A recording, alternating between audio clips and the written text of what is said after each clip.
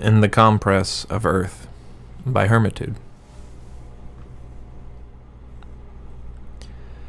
Deep in the earth, on the third day of flight, on the last step therein, lay a singular cell. A prison built by accident on the road to somewhere else. A hole in a crevice that grew bars while a man slept in it. True enough that the mechanisms of man can exact horrors to unnatural heights. Yet those feats are not strange, only precise. And they do not pierce the depths. That alone is nature's abode. Truly, what can we feel for the man who suffers in the alien chasms of forgotten time, of nature without name? Such were the lamentations of the man at the deepest cell. For hours lose their grip when shadows never move, but years become more looming. It would not matter if the earth shuddered, for he would shudder with it, with no less magnitude.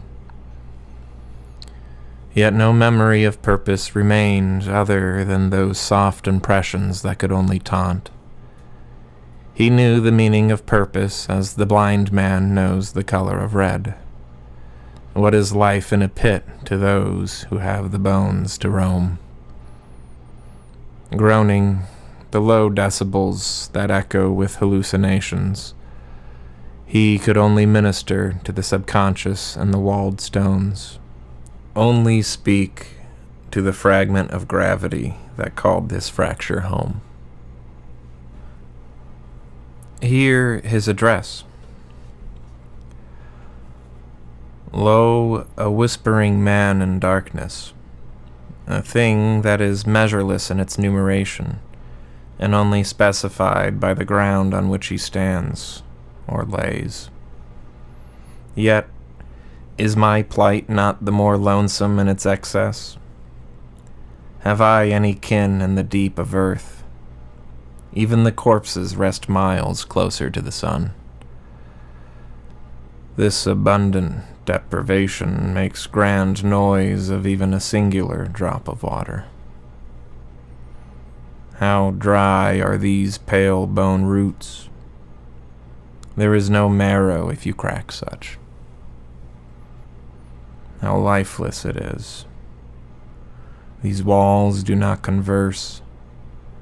I hear only my mind, and I fear that like these stones I cannot die and remain only to endure for the sake of it. Is this what the pharaohs of old knew or intended? Do they still think as I? Am I even crawling, or am I as still as they? I cannot see. I feel my hand upon my face, and I can still feel the exact same curves of my stone prison. But if I cannot see, may it be a dream of touch alone, a dream within a room? Such a thing is not hope, I think.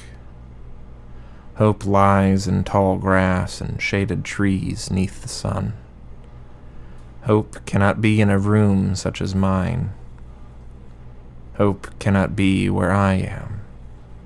I am certain, yes. For when I speak what should be at least as kin, it is only ever hollow, gone to the abyss before I finish muttering. Hope, where are you? Please find me in this darkness, if only to carry my soul.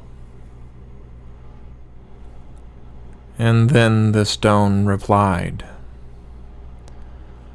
Gird yourself like the depthless worm, for I am not your God, I have no pity. My roots touch the end of time, and I feel the abyss below the bedrock, as surely as any present. What then do I convey to you, who writhes in such present agonies that you cannot see future tortures. Shall I wake you? Shall I teach you the aeons you cannot grasp? I have no skin, so I am not flayed. I have no tendons, so I do not ache with the stillness.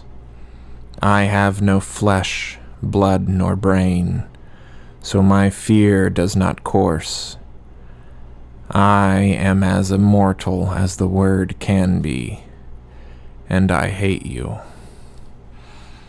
I hate you as the just hates the thief, as the thief hates the guard, and the guard the innocent.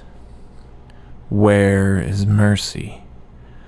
Not in my bones, not in the deep of stone.